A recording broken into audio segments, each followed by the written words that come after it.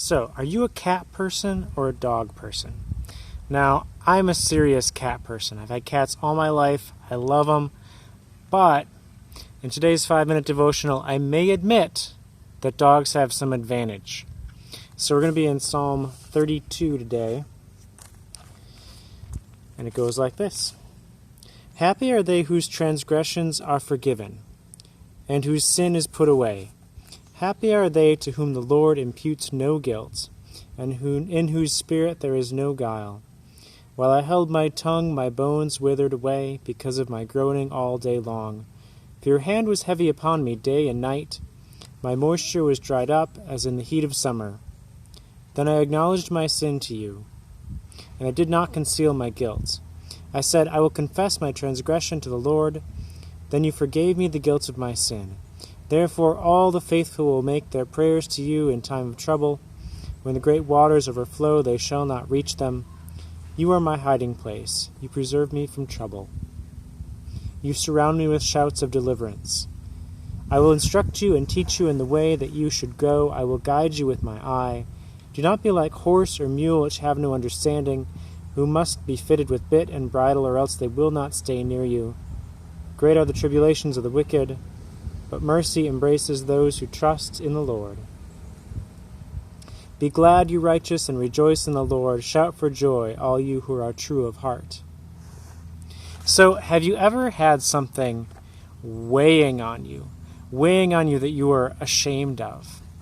And it was like it was crying to get out, but you just kept it in and it was eating at you.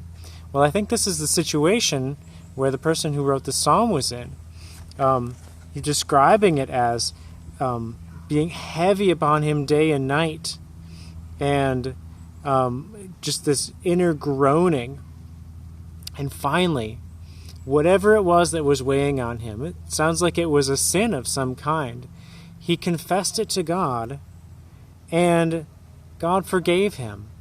And it was so freeing that he starts out the psalm with yes, happy are they whose transgressions are forgiven and whose sin is taken away.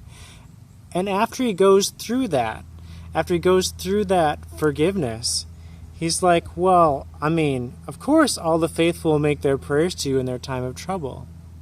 So he had this weight that he couldn't get off, that he didn't want to for whatever reason get off.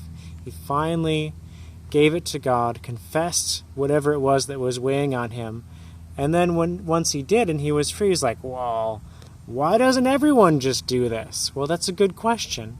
So if you have something weighing on you, confess it to God, and you'll be free like this guy was. And instead of hiding from God that thing, in verse 8 it says, you are my hiding place. So instead of hiding from God, God gets to be that secret, safe place for you to hide. So why did I mention cats and dogs? Well, after that bit of the psalm, the voice switches, and it's actually God who's talking. And God says, I will instruct you and teach you in the way that you shall go. I will guide you with my eye. So after the forgiveness, God's like, well, hey, let's start something new. Why don't you actually be good at listening to me? And things will go better in the future. So God says, don't be like horse or mule, which have no understanding. So a lot of us don't farm, so I decided to use cats and dogs.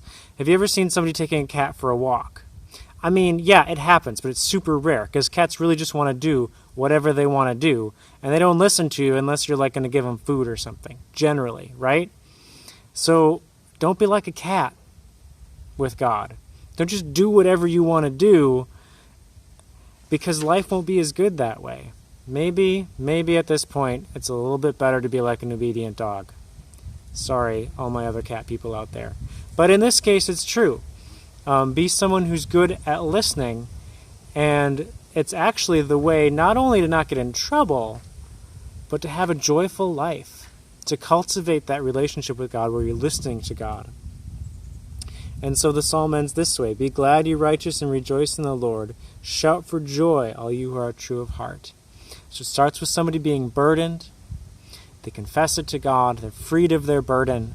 And then they learn this new way of listening to God and being guided by Him in a way that's easy instead of the hard way, which is having to be corrected all the time. So anyway, we'll see you later.